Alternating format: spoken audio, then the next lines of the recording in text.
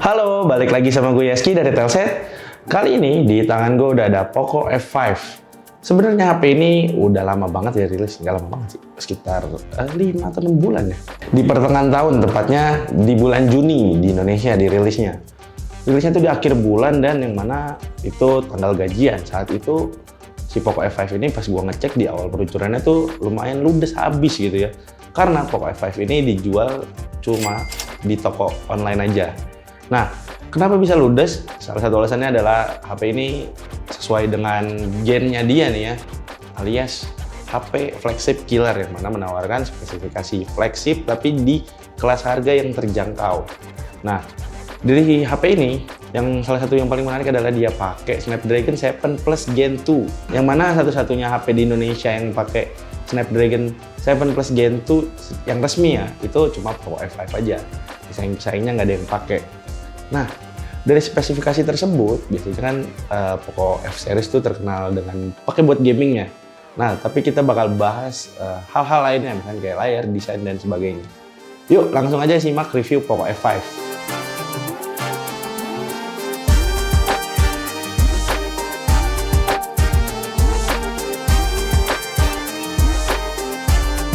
Sebelum kita bahas bagian dalamnya, jurnalnya tentunya kita bahas bagian desainnya nih.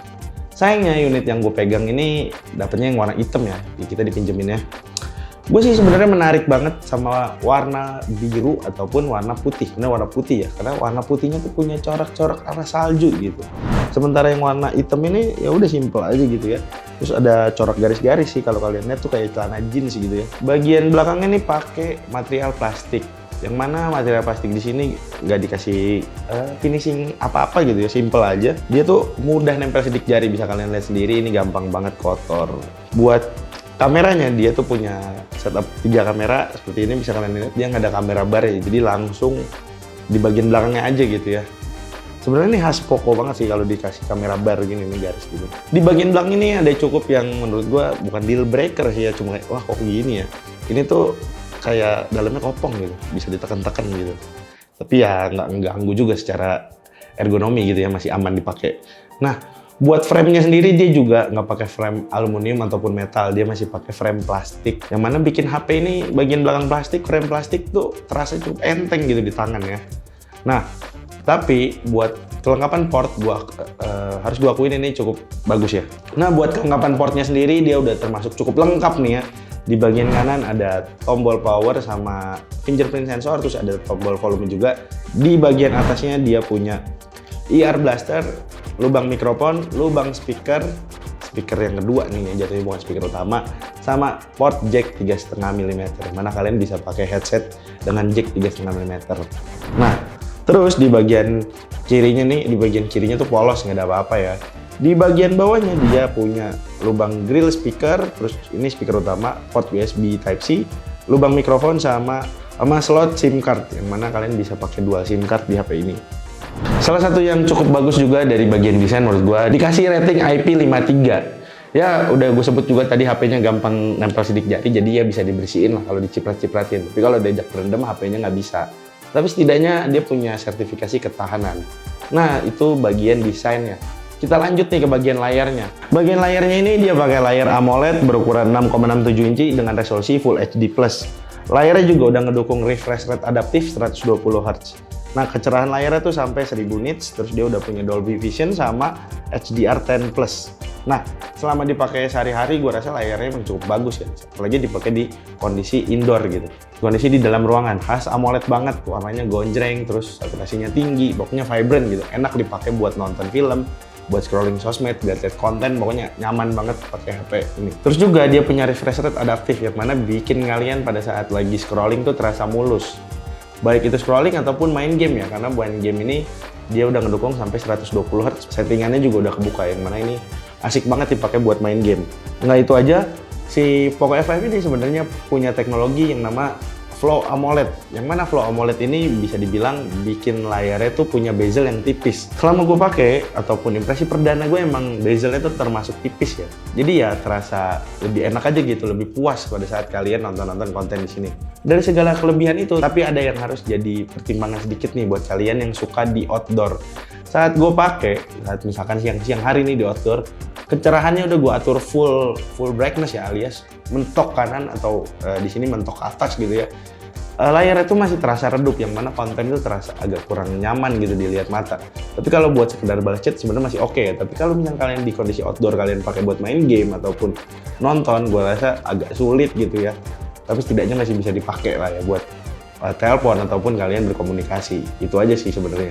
Oh iya, sama ada juga nih, dia kan AMOLED punya always on display, tapi sayangnya always on display-nya tuh cuma 10 detik aja, alias cuma sekilas gitu. Kalau bisa bertahan cukup lama kan tentu bagus gitu ya, jadi estetis sendiri. Sebenarnya keseluruhan buat layar gua nggak ada masalah sama sekali. Hanya aja tadi tuh pada saat dipakai di kondisi outdoor. Buat kalian yang suka di dalam ruangan mungkin nggak ada masalah ya, karena layarnya aman-aman aja. Tapi buat kalian yang kerja di outdoor ya gimana ya, layarnya redup seperti itu ya.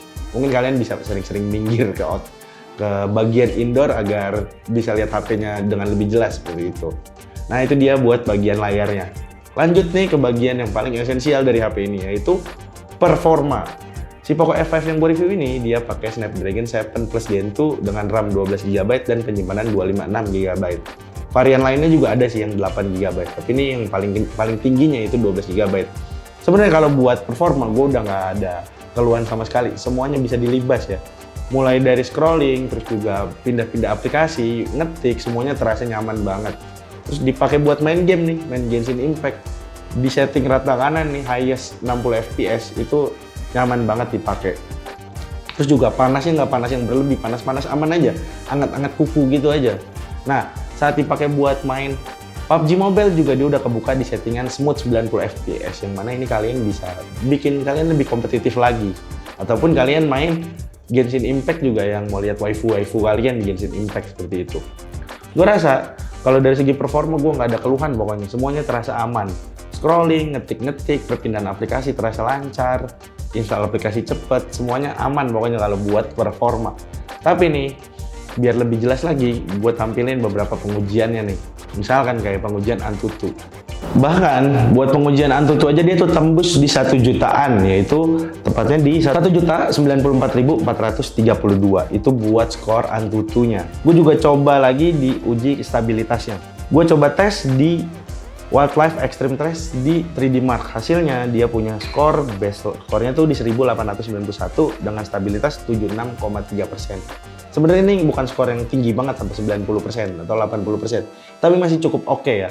Yang mana ini nandain selama pengalaman gue pakai juga aman gitu dipakai buat main game. Itu dia mengenai pengujiannya. Tapi buat lebih jelasnya nih gue tampilin juga beberapa pengujian lainnya.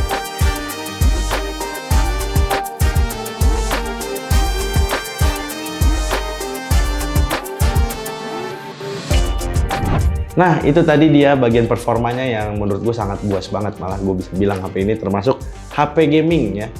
Meskipun tampilannya nggak gaming banget gitu, kayak HP-HP casual gitu, HP-HP biasa gitu ya. Nah, lanjut lagi ke bagian kamera nih. Nah, kalau ngomongin setup kamera, si Poco F5 ini termasuk punya kamera lengkap. Kamera utama, kamera ultrawide, sama kamera makro. Kamera utamanya tuh punya resolusi 108 megapiksel, kamera ultrawide itu di 8 megapiksel, terus kamera makronya itu 2 megapiksel. Kamera selfie-nya di bagian depan itu ada 16 megapiksel. Buat perekaman video dia juga udah ngedukung sampai 4K 30 fps kamera belakang. Kamera depannya ngedukung di resolusi Full HD 60 fps. Buat hasilnya saat di kondisi cukup cahaya, kamera utama itu hasilnya cukup bagus ya. Hasil warnanya natural, dynamic range-nya juga oke. Pokoknya buat kalian pakai foto-foto tuh bisa aman banget dipakai, terus di-share di sosmed. Nah, pada saat kondisi malam hari sebenarnya hasil fotonya nggak sebaik di siang hari. Noise-nya cukup terasa, detailnya juga agak berkurang gitu ya.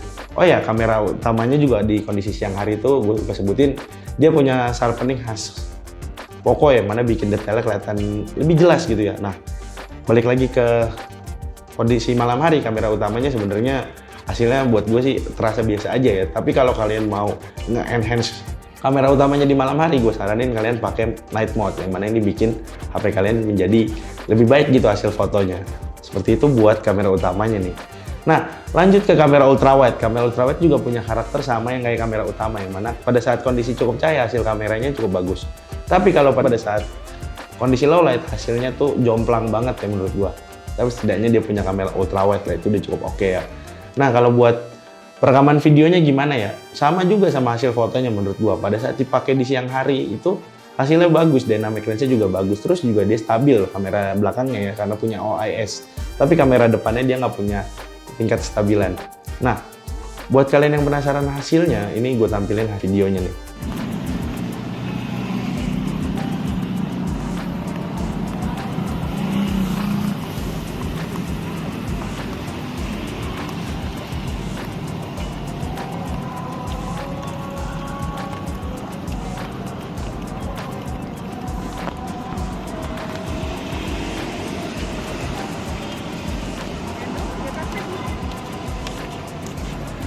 Ketiga, ini sampel perekaman video Full HD 60 fps.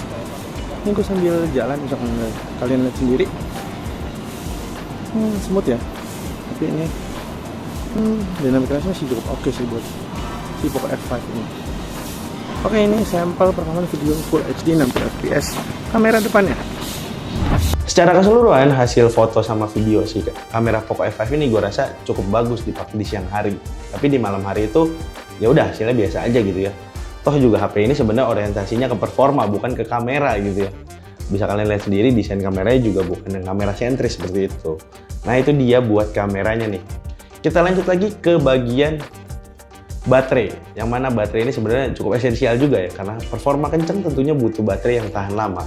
Poco F5 ini punya baterai 5000 mAh dengan pengisian daya cepat 67 Watt. Nah, sebenarnya ekspektasi gue tinggi ya dengan chipset yang baru gitu ya, Snapdragon 7 Plus Gen 2.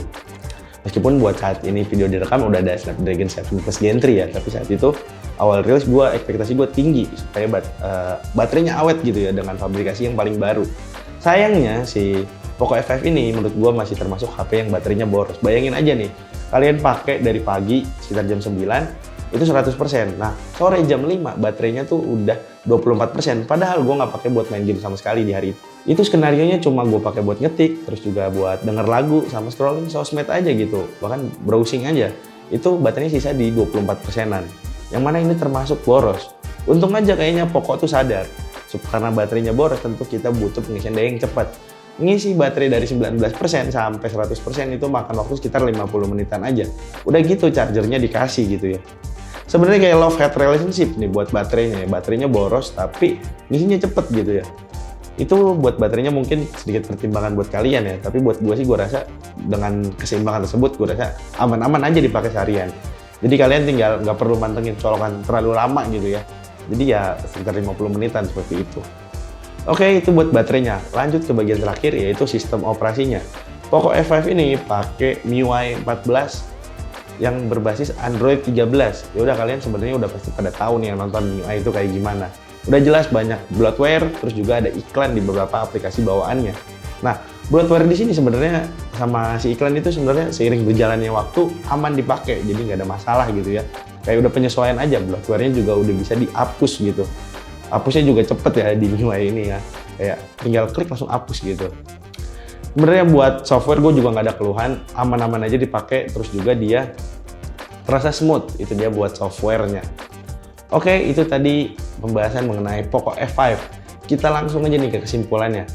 Kesimpulannya Poco F5 ini sebenarnya sesuai yang gue bilang di awal. Sebenarnya HP ini orientasinya kayak ke performa, yang mana buat gaming ya. Walaupun biasanya Poco F5 series itu pakai seri belakangnya 8 gitu ya, Snapdragon 8, tapi ini pakai seri 7, tapi 7-nya bukan kaleng-kaleng, dia bisa dipakai ngebut. Antutunya bisa sampai 1 jutaan, terus juga dipakai buat main game, semua game bisa dilibas, bahkan di FPS tertinggi. Buat layarnya juga punya layar yang oke, hanya aja dipakai di kondisi outdoor tuh agak redup layarnya ya, tapi buat kalian masa main game di pinggir jalan tentu aja biasanya kalian main game pasti di dalam rumah atau di dalam ruangan ya. Mungkin kalian ada yang main game di luar ruangan, mungkin bisa komen juga di bawah nih. Nah, udah gitu, dia punya pengisian daya yang cepat ya, di 50 menitan. Hanya aja perlu jadi catatan itu baterainya cukup boros. Yang mana buat kalian yang pakai HP ini buat sering-sering main game, gue rasa sih kalian harus akrab sama colokan seperti itu. Kalau buat kamera sendiri, gue bisa bilang HP ini masih bisa dipakai buat konten. Tapi pada saat dipakai di malam hari, gue rasa kalian butuh penyesuaian aja. Misalkan sering-sering aktifin night mode ataupun pakai tripod biar hasil fotonya tuh lebih stabil seperti itu. Oke, itu mengenai review Poco F5 dari kami, tim Telset. Gue rasa HP ini sangat jelas banget bisa dipakai buat kalian yang suka nge-game ya. Udah jelas banget Poco F5 ini cocok buat kalian yang pakai buat nge-game. Nah, Poco F5 sendiri di Indonesia saat ini dijual dengan harga Rp4.999 untuk varian yang paling terendahnya, yaitu RAM 8GB dengan penyimpanan 256GB. Sementara itu varian tertingginya yang RAM 12GB dan penyimpanan 256GB itu dijual dengan harga Rp5,499 juta. Oke, apakah HP ini cocok buat kalian yang suka gaming? Bisa kalian komen di bawah ya, apa itu sesuai atau enggak. Oke, segitu aja. Gue Yeski dari Telset. Sampai jumpa lagi di video-video berikutnya. Bye!